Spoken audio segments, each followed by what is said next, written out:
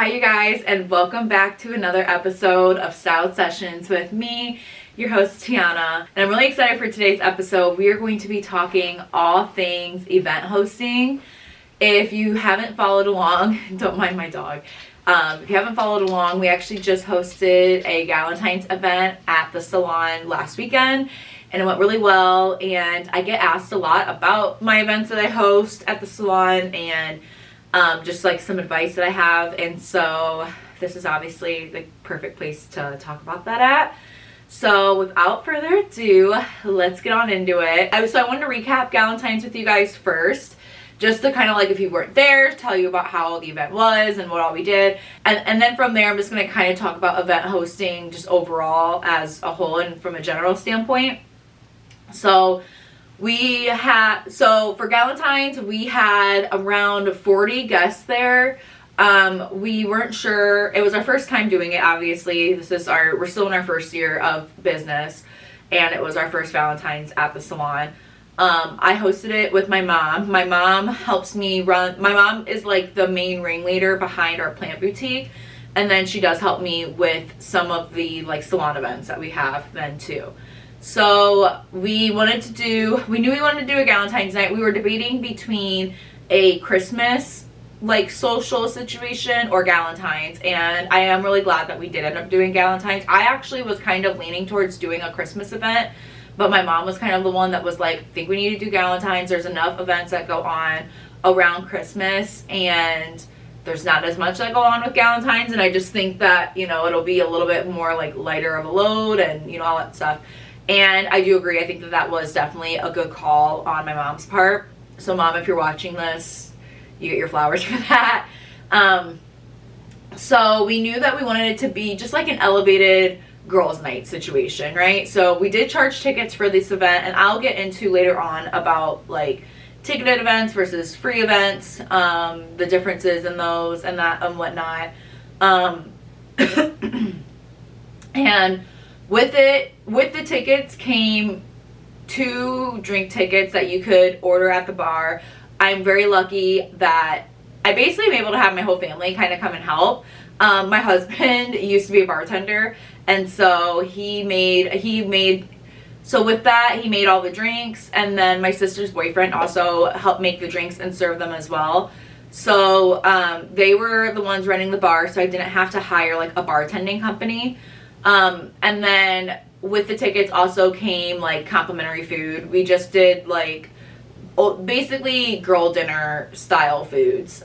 We had multiple different, I basically just made like a large charcuterie board situation, and then we had, and then we just had like desserts then too. And I made sure with the charcuterie board, I didn't want it to be just like a little picking like couple meats and couple cheeses. I made sure to have like enough for people to be able to like actually get like a good serving of food, because I think we've all been to events before where like maybe they kind of like skimped out on the food, and I didn't think it was necessarily about like the type of food that we had, just about more so like the quantity. With how much we sold the tickets for, I should say, like we didn't sell them super expensively, which again, like I said, I'll get into that later on. But anyway, so yeah, we had basically girl dinner for dinner, which I felt like was very like fitting and suited for the event that we had. We had desserts with it, and then you also got a goodie bag that included, I'd say it was probably around like $50 worth of retail stuff.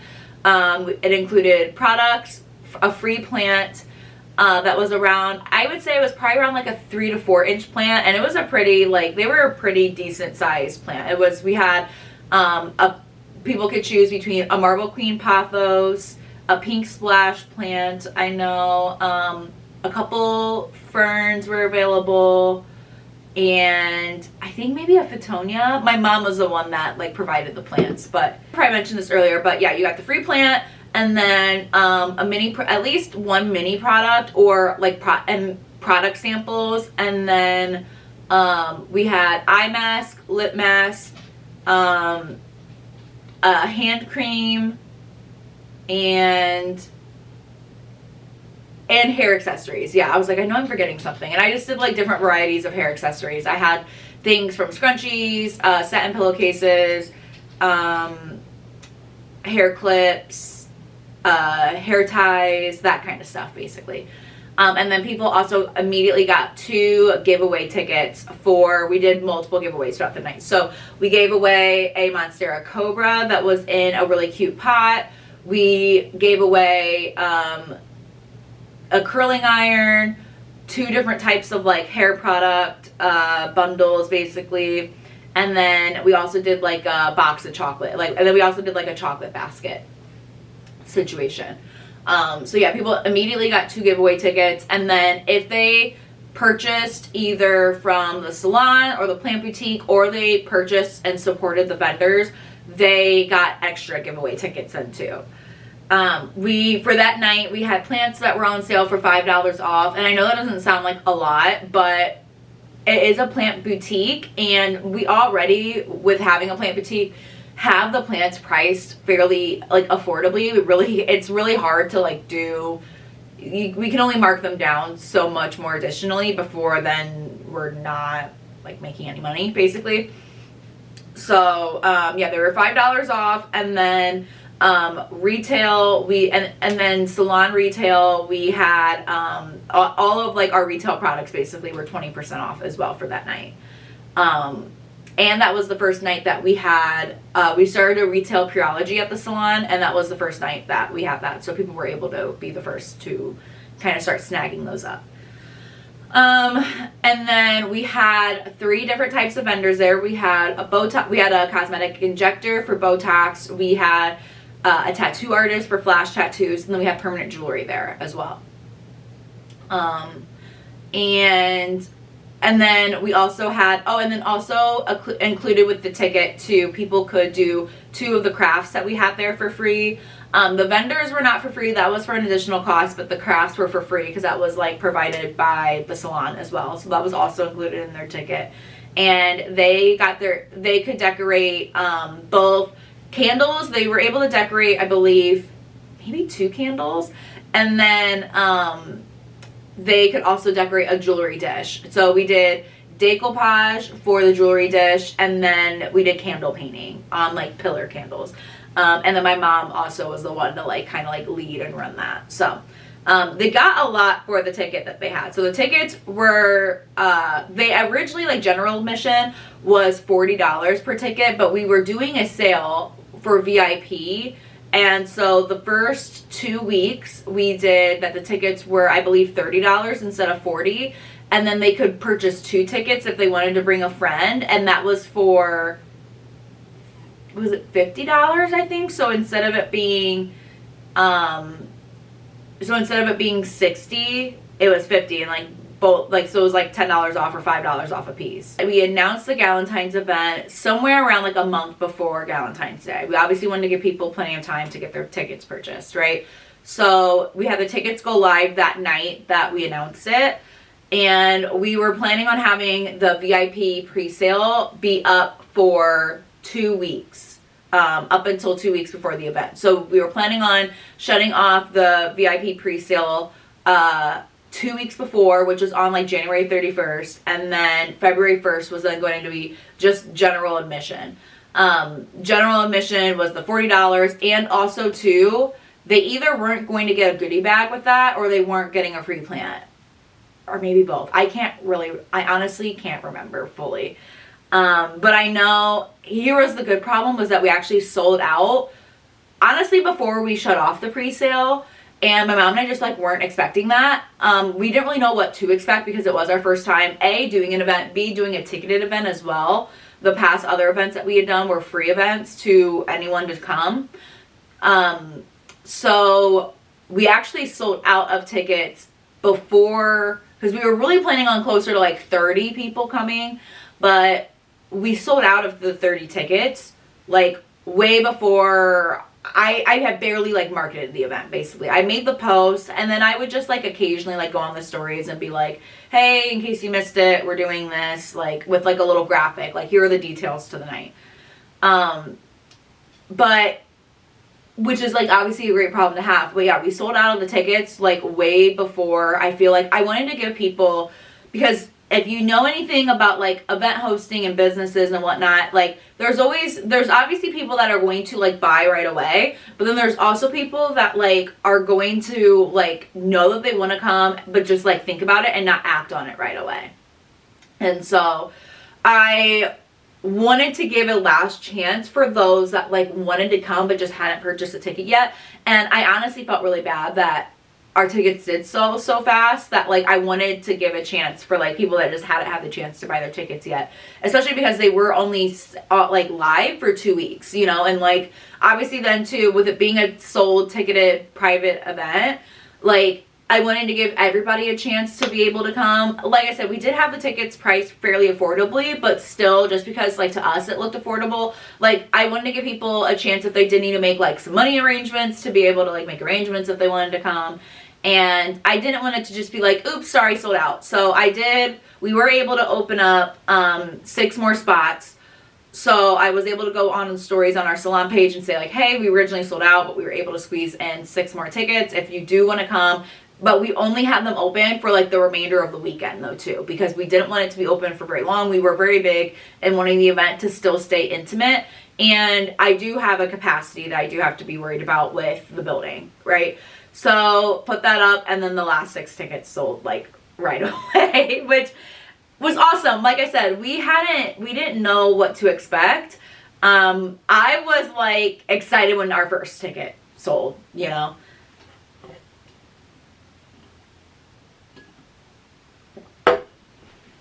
So yeah, we had all of those things that were included, and then the 3 vendors, those were additional. Those are additional costs. And I know for tattoos, she was doing like our tattoo artist did like flash tattoos for the event, and with that she had a flash special where like normally in her shop, if you got like her purchase minimum, I believe is what she kind of calls it, it would be at like a higher price, but she did a discount for that night. I don't know if the others did any like specials or anything like that, but that was something to keep in mind as well. And all of our vendors stayed very busy. Tattoos, she basically had to like stop tattooing by the end of the night and just had to give people like a voucher to come back at her shop. And then permanent jewelry, she had a line again like the entire night. And from what it looked like Botox was fairly busy as well, which was a great, something that I always am like worried about is I want the vendors to, I want it to be profitable for them as well, obviously. You know, they're taking time out of like their lives, and typically this means that they're like working a little bit extra to, you know, come to my event. And so I want coming to my event to be worthwhile for them, basically. But yeah, it was a really fun night. It was my most fun event that I've done at the salon so far. It went really smoothly too, which was great. I did feel a little bit nervous because it was my first time having a ticketed event. I was a little nervous for it, that I just wanted it to go really well, because I knew that I feel like when the second that you start asking people for money to like enter something, there is like the expectation that it's just a little bit of a higher expectation, I feel like. But everybody had so much fun. Honestly, we had to like ask people to leave towards the end of the night, because it was like a half hour after the event had ended. All the vendors were like packing up, getting ready to leave. Actually, they had already left at this point. And people were just still, there was a group of people that were just still hanging out, and then there was another group of people that were still crafting. And I felt bad asking them to leave, but like we needed to start cleaning up basically. But I feel like that is like signs of a good event, you know? It was very fun. The theme for it, I kind of had it, I don't really have like a name for it, but I feel like the aesthetic for it was like, I was really drawn to this like edgy game night, but meets like really girly aesthetic that I kept seeing all over like Pinterest. And I wanted it to be, anytime I do events, I want them to be like a little bit of a different experience each time. So I obviously had, you know, your typical Valentine's things. I made sure to have like red roses all over and all that stuff, and had like, you know, little Valentine's trinkets, dishes, stuff like that. But then I also like made sure to decorate with like a mix of bows. We actually had a Valentine's tree up, and it was basically all pink ornaments and bows, which was super, super cute. But then we also had, like, you know, red balloons, red heart balloons, that kind of stuff. But I just really wanted to kind of give that like edgy kind of like game night vibe. So I got red dice. We already had red poker chips, and then I got red playing cards, and I just kind of like had those like scattered throughout like tables and stuff like that. And between like the girly crafts that were going on, but then also too to kind of match, like obviously tattoos kind of had like a little bit of an edginess as well. I just felt like it was a perfect like happy medium, and again just kind of like gave people an experience. I made sure that that aesthetic was kind of like kept in mind when it came to the marketing for the event. I made sure that like the graphics and flyers and stuff like that like reflected it. Same thing when it came to, we did like a themed cocktail menu, and it was very like, but then like I also wanted to make sure that things still like looked familiar to like the Styled Hair Co brand, and it looked like recognizable. So luckily we have a lot of like light pinky cream, but then also too a lot of burgundy in our aesthetic. So I feel like a lot of our stationery, I made sure to kind of incorporate that like deep burgundy, which I felt like tied into both Galentine's and the more like edgier kind of vibe that I was trying to put off. And then we did a themed drink menu, and everything was like all like Valentine's named, which was really fun. I always love doing a themed menu for the night, whether it's stuff where you have bartenders or even if it is just self-serve for drinks, just because I just feel like it's fun. It gives a fun experience, and I feel like that's just what girls like love. We love to like have fun, different experiences. And especially here in Toledo, there's stuff to do for sure, but like, you know, we're not in a big major city. So for things, I just like to bring like fun experiences like that, the things that like you maybe would primarily only see in the city. I like to bring stuff like that to, you know, the salon. So yeah, the themed drink menu, and then we like even had like a little welcome letter that went in the goodie bags as well. We had the menus and the letters and all the giveaway tickets and the drink tickets just all go in the goodie bag, which I was really glad that I did. That so that I basically, when people came in, I like greeted them, gave them their goodie bag, and I like showed where like the vendors were, but I told them like, hey, there's a welcome letter in the goodie bag, so make sure that you open that, because that's going to give all the details about the night. So that I didn't feel like I'd have to like explain everything. It kept the line moving fast, but then also too, like in case I forgot something or whatever. So yeah, I was really glad I did that. And then, but even with that too, the welcome letter, I made sure that was branded for the night. The drink menu, I made sure was branded for the night. We had a save the date for our 1-year birthday party, because that's going to be next month. I made sure that was branded. And you can definitely do like have things be like themed, and have things be like different branded and have things be branded based upon that theme for the night. But I definitely do recommend, if you do that, to make sure that it still like doesn't fully negate from like your general business branding, because you want people to still like recognize your business with it. And it just looks like, when that is the case, when you are able to brand events both along with like the event theme, but also too with your business as well, it just really demonstrates to everybody that like this is very aligned and is like a very on brand thing for that specific business to do, basically. So yeah, I feel like those are the main recaps that I have about the night specifically. Things I'm glad that I did. I kind of want to talk just about like event hosting as a whole. So I did a Q&A. So I put a questions box on, I believe, my Instagram, of things where I just kind of told people like, hey, let me know what topics you want me to like kind of like talk about for this event hosting episode. And so I'm just going to kind of go through that. So for one, and then I also thought of some other things too that I wanted to make sure I talked about. So I do get asked a lot, just even like behind the chair, whenever we have an event coming up. Like, people will ask how, like, why do I like to host events at the salon? And I always knew when I knew I wanted to open up a salon, I knew that I wanted to have community events and stuff like that. Which is why, if you saw my last episode, I talked about how I knew that I wanted my salon to be a little bit of a bigger space. I knew that from the beginning. I knew when I was looking at a salon, I was like, I want to host events there. I want to host like fun things. I want it to be more than like just a hair salon. It's kind of like, I want it to be like a destination.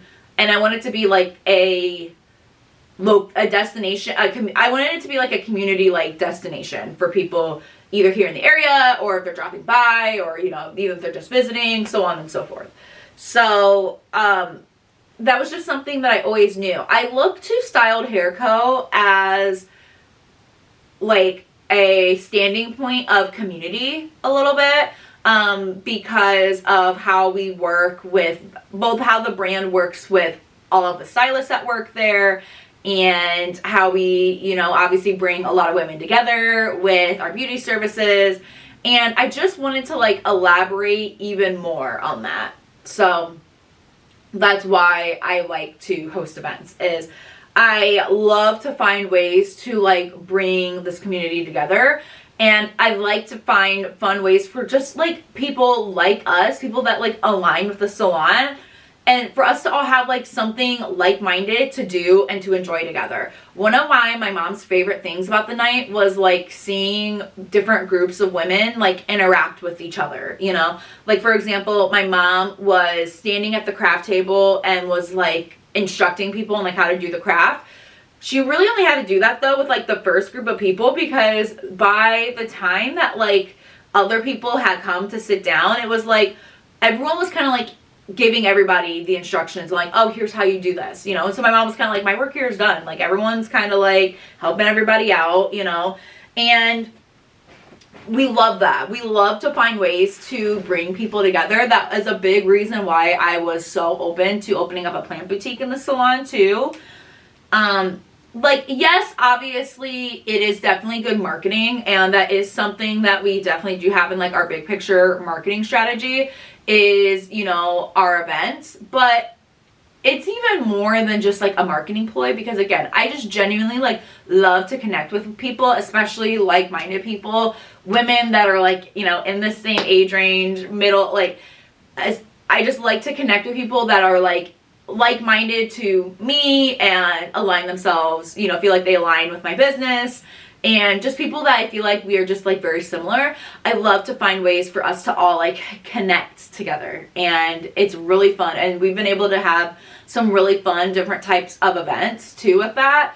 And I also too I look to Styled as a place of celebration, not just for me. Like obviously that's my biggest milestone of my life so far, is having a salon, but it's honestly, it's in our branding strategy too, that like the salon as a whole and like the branding of it is supposed to celebrate individuality and celebrate people, especially women, for where they're at. And so with that, I just feel like having fun, uplifting events is like something that's very important with that. And that's why I wanted to make sure that like we had obviously some events that like celebrate the salon as well, but also to just have like other fun events just for kicks and gigs, like Galentine's. From the strategy point behind it, another thing that is really important is to talk about the purpose of the event. So a couple things that I've written down that you kind of want to think about with that, if you are a business owner looking to get into event hosting, is kind of figure out like what is the purpose behind it? Because every event does serve a different purpose. Is it for brand awareness? Are you looking for something that is going to bring some client retention in? Are you looking for extra revenue? Is it solely to collaborate with, you know, other businesses in the community? Is it for content creation? What kind of stuff is it for? And I really do think that it is important to have the goal behind the event, because if you don't measure it, you're not sure how successful it is. We have hosted multiple different events, and your events can have multiple different purposes behind them. Obviously it was for vendor collaboration, since we did have the vendors there. It served as content creation as well.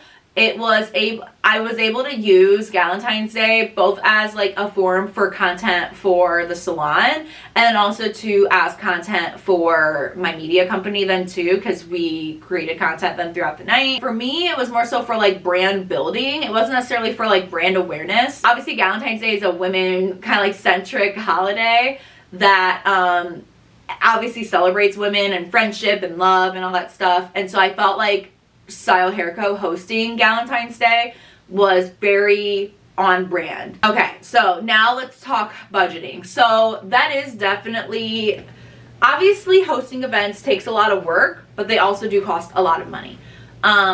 So the reason why I did decide to ticket this event is because they do cost a lot of money. Like so there is definitely an appreciation behind when businesses do host free events, because they spent a lot of money most likely to host said event. Most of the time you don't necessarily have to like hire a vendor to set up shop, but you have to pay for the food, obviously. You have to pay for the food, you have to pay for the drinks. You're paying for that for a larger amount of people as well. You have to get the supplies for the crafts. You have to get the supplies for everything. Any activity that you want to do that is provided by your business, you have to get the supplies for it. You have to get, all the party supplies, all the drink supplies. So I'm saying all that to say that like it adds up very, very quickly. And being a small business, obviously, and I'm a newer small business, so we're not just like rolling in dough, basically. And so I decided to ticket the event because I look to it as I just want to break even for what the business has to like front to be able to provide for the event. I wasn't necessarily looking to profit off of having the night as a whole, because again, it is a way of marketing and it is a way of brand building, and that obviously to me, long picture, goes a lot further. But I did want to break even because we're actually hosting, like I said, our 1-year birthday party next month. That is going to be a free event because most of the time I don't really feel like, at least with how we do our events, it wouldn't really bow over well to have ticketed events for like grand openings, birthday parties, those types of things. Those are definitely more like open house kind of vibe, and that obviously, in my opinion, that shouldn't really be a ticketed thing. So knowing that I was hosting a free event the following month, I knew for sure, I was like, okay, I need to make sure that like if I'm gonna host Valentine's Day like 6 weeks prior, I need to make sure that like this breaks even at least. So that's why I did it, and that's why we kept the cost to the tickets fairly low, because I really just wanted, again, like just that even clean slate. And things with that you need to keep in mind are different types when it comes to budgeting are, where do you want to outsource and where do you want to DIY, or where will you want to invest in? So for example, for Galentine's, we rented tables and chairs. I didn't really feel like it was necessary to like actually buy tables and chairs. I mean, eventually it probably will make more sense because they will pay off in the long run. But honestly right now, I don't even know where I'd store them. I'd probably have to store them here at my house in our garage or something. And it's fairly affordable to just rent them too for the day. And we didn't have to rent for everyone. We just rented 4 tables, and then we did like 20 chairs. So just because we knew that like not everyone was going to be sitting down like right at the same time, and vendors obviously were bringing their own chairs for like their own activities and stuff like that. So, and then we had like our salon chairs too. So it's not like necessary to have to like rent a chair when you're doing these types of events. It wasn't like a sit down dinner, so it wasn't necessary to rent chairs per person, and I already have ample seating throughout the salon. So even though people weren't sitting in the rented chairs, they obviously could sit in one of the salon chairs too. Another thing I debated on was a caterer last minute. I knew that I wanted to do a charcuterie board, but my husband actually brought up a good point. He was like, it might not be a bad idea to have a caterer that you won't have to like prep all the food, because obviously with charcuterie boards, like, they're gorgeous, right? But prepping the food is something that takes a lot of time. And that's one big thing with event hosting, is it takes a lot of time. I took off 2 full days of work. I basically took off 2 full days of work to be able to just last minute do things for Galentine's. And normally, so that I'm not like super stressing out, I normally do have to take off 2 full days of work prior to an event to have things all set. And even for Galentine's, I've learned to not put everything off until like the last minute, because I definitely kind of made that mistake for like our first couple events. So I actually had a lot of things preset, but there's the last minute errands. You know, you normally can't get food until like the day before. I was putting together the goodie bags the day before, and then you're setting up basically like the whole day of, so there's not really much time for errands. I always have to end up like sending my dad out to the store while we're setting up to get like whatever last minute things I forgot to get. So with that, you do need to be very mindful of what time do I realistically have for this. Do I realistically have time for this, and what am I willing to like give time to, right? So I knew that I wanted to make the charcuterie board myself, not because I like am a charcuterie board fanatic, but because I just knew that I wanted it to look a certain way. And I'm a control freak, honestly, especially when it comes to my business.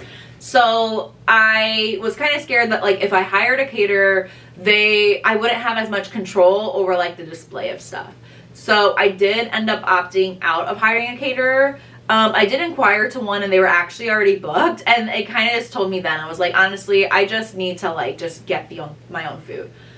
But with that, I highly, highly, highly recommend, again, my husband does a lot of event planning for his job, so he knows a lot of ins and outs to event planning and stuff. He brought up a really good point of having Kroger or like Costco do the catering, where like you can order like these large platters from their deli, and they're really affordable for what you're getting, and the food's already cut and prepped for you. Now they serve them to you in like these large platters that, yeah, you can like display yourself. But what I just did was took the platters and took everything out of them, and I just displayed things the way I wanted to, because I had like the charcuterie boards and stuff like that already. And I was able to get food for I think I even did it upwards to 50 people, because I wanted to make sure that if the vendors wanted something to eat, they could have a plate too. And then I did desserts as well, and I only spent like $140 on all the food, which is our grocery bill basically. Like I was able to get a lot of food for really not a bad price. And we had enough, which was nice. I was totally fine with there being like a little bit left over, because I'd rather over order than like under order. But like I also didn't want there to be like a dramatically over order of food, because then that just kind of feels wasteful. Which I had no problem. Like I probably was just going to send it to like a food pantry after. But we were able to send some of like the stylists home with like a little bit of extra food, but it wasn't like an overwhelmingly overabundance. I know for our wedding, we like way over ordered on food, which is again a good problem to have, but then it's like, what am I going to do with this? So yeah, we were able to give it to a food pantry, which like I said, I love to do. I just don't want to like waste money and waste work too for the caterers as well. Some other costs that you have to keep in mind are if you are hiring anyone. So yeah, you just want to be really practical with yourself of what you are willing to spend the money on to do yourself, what you are willing to spend the money on for somebody else to do. You know, do you want to have like a decorator come out and do it for you? Do you want to have someone do a balloon arch for you? Normally for me, I would rather do all of that stuff myself, personally. And I have no problem like structuring my schedule into making the time for it. But what you also have to remember too is that like it is unrealistic to just have you as like the event host do it all on your own. That's why I started recruiting my mom to like basically start tag teaming and helping me in planning these events. I do have a salon manager now, and so she was really helpful as well on Friday, the day of. And I'm very lucky that I have such willing and capable family members nearby, between my husband, my dad, my sister's boyfriend. They're always more than willing to like come in and help. So I do have like a village to make that possible. I don't like to like ask or expect my salon staff to do that, because they're independent, and I don't think that that's fair, and I don't have like the funds to be able to pay everybody to help. So unfortunately for the family, they kind of just get paid in free food for the night. And I did have a event planner kind of like trade with me for my grand opening party. We did a trade for hair and their event services, and it honestly it just didn't end up working out the way that I really wanted it to, and it ended up being that a lot more of it was put on me than expected. So yeah, I definitely think that if you are kind of like me, where if you feel like it's just easier if I just like take care of this stuff and just like ringlead it, that's great. But I also too highly recommend with that you have people that you can delegate little tasks onto, people that can help you set up, people that can help you run errands last minute, what that can kind of look like. Or if you are paying somebody to do things, sorry if this looks a little different. I had to switch SD cards because my other one got full, and so I had to like put all my camera settings back. So things might look a little differently. But anyway, let's talk about collabs and vendors. So I have a lot that I can say about this just because I have lots of opinions. So let's talk about vendors first, because that's a good thing. I think having vendors come out, I think that that's great. I've had a great time with most of my vendors, and I have developed such great working relationships with so many of my vendors. I think that it is amazing, and it's a great way for you to I think it's a great way for you to connect and collaborate with other like-minded businesses in your community to have vendors come out. One of the questions that I got was, do I charge vendor fees for people to come out to my event? At this time, no, I don't. And I kind of look to it as, and maybe my opinion of this will change later on, but if I am recruiting, especially because my business is new, these events that I'm having are new, at the end of the day, unless I'm doing a ticketed event, I can't guarantee a certain number of people because I am learning as I go. If I am recruiting another business, if I'm recruiting a vendor, especially if I can only just give them like a projected amount of people, and I don't really have like a lot of like backed up,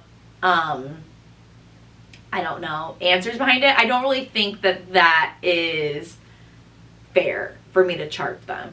Now, if I were to eventually host some type of like vendors market where like they sign up and set up shop, and like I'm not necessarily like hosting an event besides like having people like come to this market, that's a little different. And I could see maybe in the future if the salon gets known, for example, like we are planning on hosting Galentine's annually. So if Galentine's does get popular, I wouldn't be opposed to eventually like having people like fill out a form, maybe like apply and pay a fee. But I'm not really looking to profit off of the vendors being at my events. I would more so rather them use that, and like at this time I'm not really interested in that. I'm not saying like never say never, and I haven't had any events I feel like where it would make sense to have them pay me. Now if they have to get any permits to be at the salon for the night, that is on them. Like I will pay for them to be at the event for the night. I look to like, that's where I have like my occupancy permit. If they have to pay additional like pop-up permits, that part is like on them, but like they're not paying me, they're paying whatever governing body that they have to go through. And sometimes they have to pay permits, sometimes they don't. It depends on like what they do. Plus, I just think that it is a great, I personally think that vendors coming out, it shows and boasts like community and collaboration. When it comes to recruiting vendors, I highly recommend that you recruit vendors that you feel like align really well with your brand and your business. And if you do know them personally, If you know that you guys like connect well, that's obviously a perk. But I don't think that it's a good idea to have people out, have vendors out that you like just because you know you like them personally. But like if what they do, if it's not really gonna like match up with the event. I'm friends with a lot of fellow like business owners here in the area. And so I've had some of them come out for some events, but some of them I'm like, it's just that the event that I'm having, it just doesn't make sense to have that person there, you know? I've had some vendors come out multiple times. I've had some that it's only really made sense for them to come out once. And I've had, you know, a little bit of whatever in between. So I definitely recommend, and the type of vendors that you do have out, they definitely do matter. And I've definitely learned that, and I was definitely like shown that through Galentine's for a couple different reasons. One, we definitely had people come out. For one, honestly, like which this was just, it's such a cool thing for me. Besides my coworkers and like some of their friends, most of the guests from Galentine's I did not know personally, which is crazy to me because like I've always wanted, which is why I didn't name Styled Hair Co. like after myself, and I didn't want my name in it because I want Styled to like be way bigger than me eventually. But it was so cool to see that people that like weren't necessarily just coming for me, you know, that were at the event, you know. I loved that. And so with that, I feel like I was really able to see, okay, like what made people really want to come to this event? Because it wasn't obviously that it was me, you know, as like the business and the brand owner. So, and a lot of them honestly were not clients of the salon as a whole, which I love. That's what I mean too when I was talking about why I like to host events, is I want the salon to be a destination for anybody. I'm a very big person. Like there's enough hairstylists to go around. You can still support someone else's brand even if you don't necessarily get a service by them, right? And so I think that kind of goes to prove, and I think Galentine's really goes to like prove that, right? So for one, I saw that a lot of people that came to the event were customers of some of the vendors. I saw that a lot, which I thought was really cool. But then I also saw with that too, going back to the vendors, like I was saying earlier, they were busy the entire night. So that tells me that people not only came to this event and not only bought tickets to the event because of what was included in with the ticket, but people were willing to spend additional money to support these vendors. So that told me that who I brought in to be a part of our Galentine's night, that matters, right? And I really do think that the vendors that you bring out can make or break your night. And I think that's why our tickets sold so fast, is because it really looked like the ultimate girls' night. You can do crafts together. You can have fun drinks together. You can just hang out at a fun salon together. You can get Botox together. You can get a tattoo together. You can get permanent jewelry together. Like there was something for everybody. And I also like to do that too when I am looking for multiple vendors, as I like to think of the ideal person that I want to come to the event. What would they want to do? Some of them might want to do this. Some of them might want to do that, you know. I like to make sure that there is something for everybody involved. Now, when it comes to collabs and like trades, definitely don't recommend trades.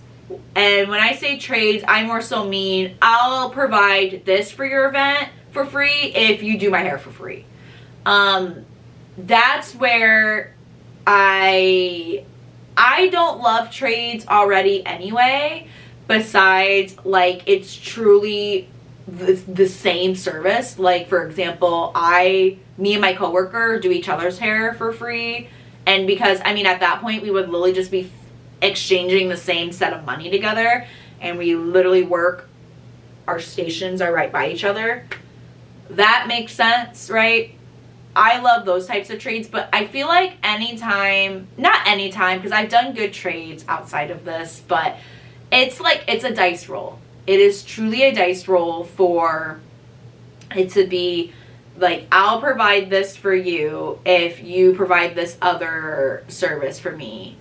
And I have had it where, without sharing too much, where especially like, it's one thing for it to like screw you over and maybe you get that service, you know, later than you were anticipating. But when it's an event and it's a really time sensitive thing and that service provider falls up short for your event, that can really screw you over really, really fast. Personally, I have not had a good experience with trades for my events, and I would just rather either do it myself or pay somebody to do it, because when it's a trade that doesn't go well, it puts you in like a really hard spot, basically, saying all that to say. Another thing that I highly recommend that I will be doing going into next year is, with that honestly in mind, having vendor contracts too, having vendor agreements. Most of my vendors that I've had great experiences with. They have had great nights. But another vendor experience that I've had was with another like small new business, and the event that we did together was fine, but they were licensed to be able to stay at my place of business for additional days after the event, just with how their licensing went. And so they had asked, can we like stay popped up, you know, for the remainder of the week? And I didn't see any problem with that. And I was actually very excited for it.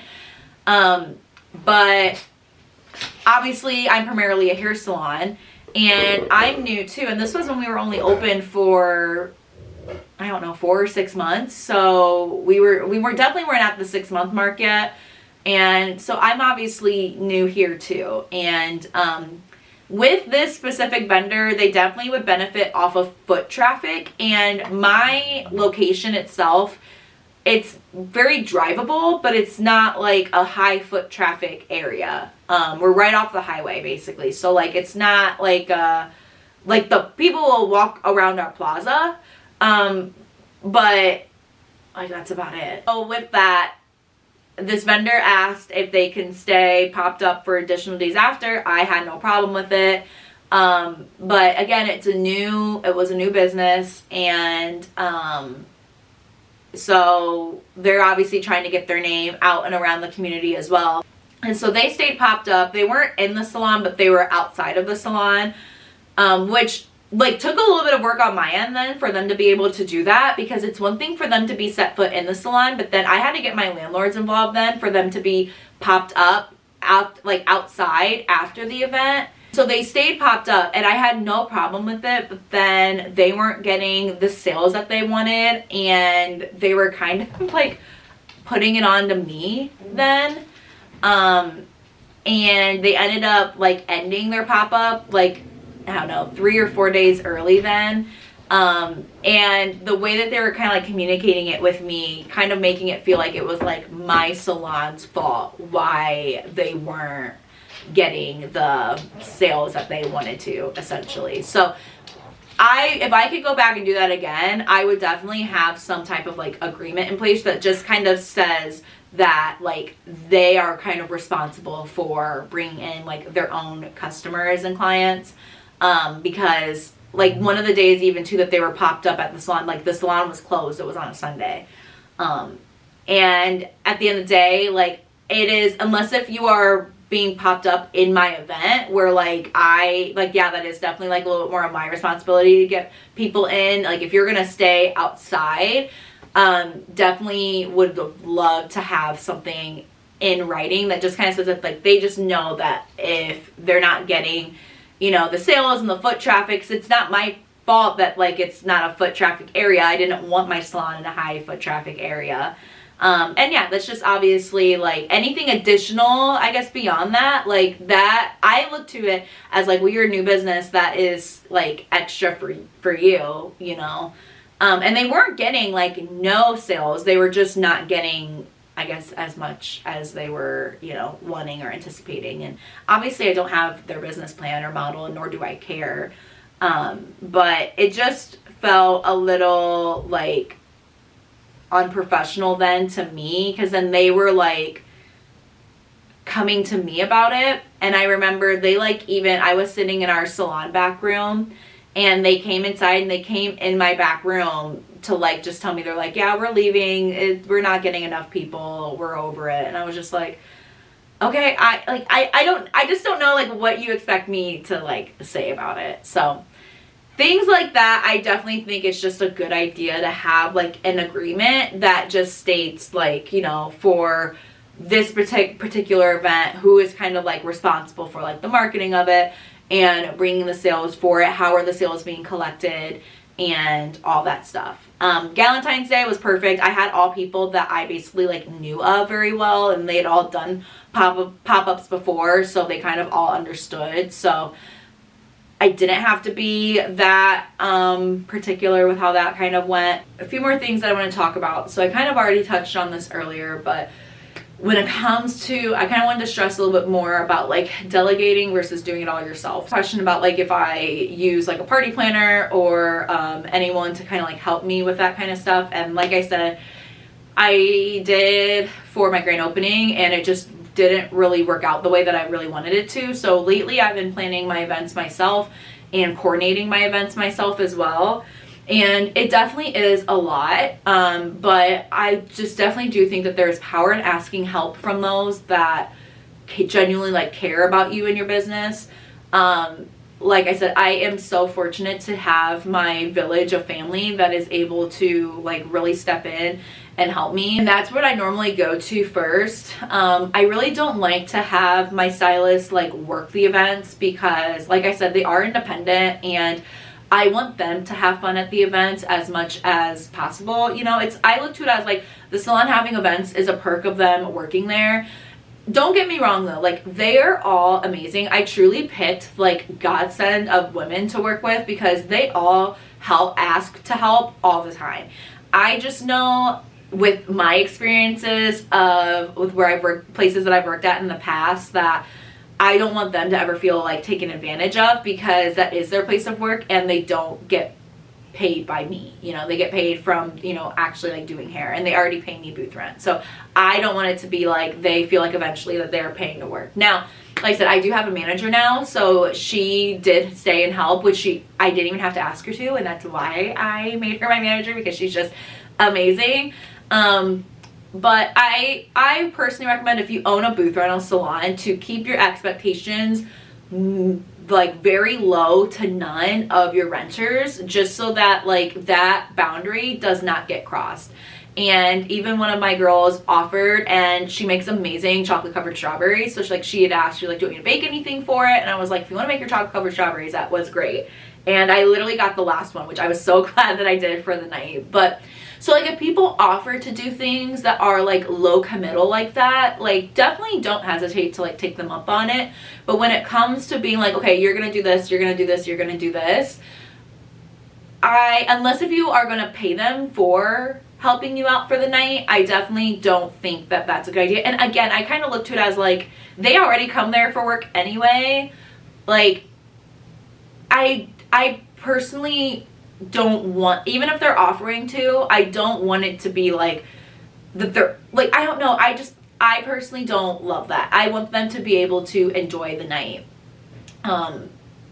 And I guess, you know, if it gets to the point where I have to have them, you know, start to help out a little bit more, maybe, but like that would definitely be something that wouldn't come without pay though too. So if you do own a booth rental salon, just be really aware and cautious of your expectations of them. And then another thing I wanted to talk about was like creating the vibe. So again, something else that I kind of talked about a little bit earlier, but definitely like be sure, if you really want to create an experience with people, definitely make sure, definitely don't hesitate to like just sit down. Pinterest will be your best friend for this.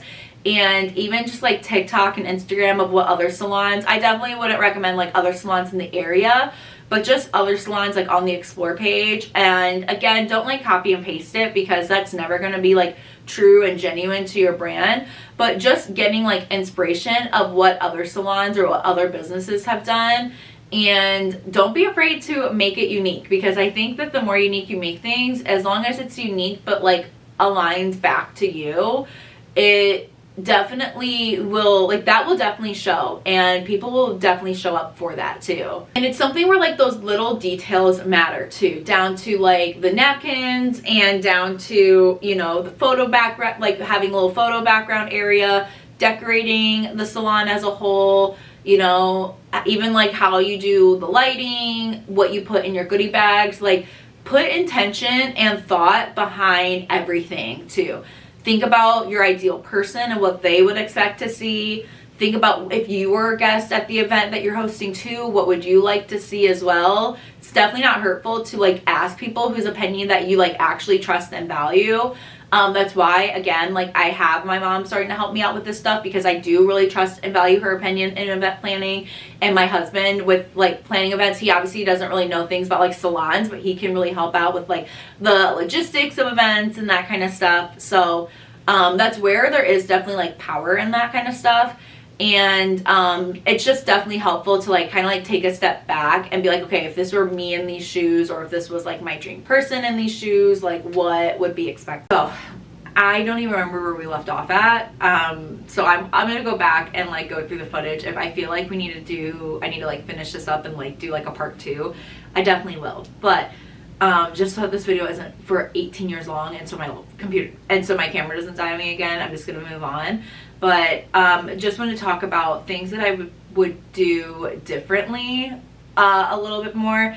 So like I was saying, I definitely would make sure that I have like a vendor's agreement in place, especially with newer vendors that I maybe just am not familiar with, and make sure that they kind of know anything like and just make sure that like the expectations are out there, whether it's for a vendor setting up for free and like they, you know, are charging whatever, or if it is in the form of a trade.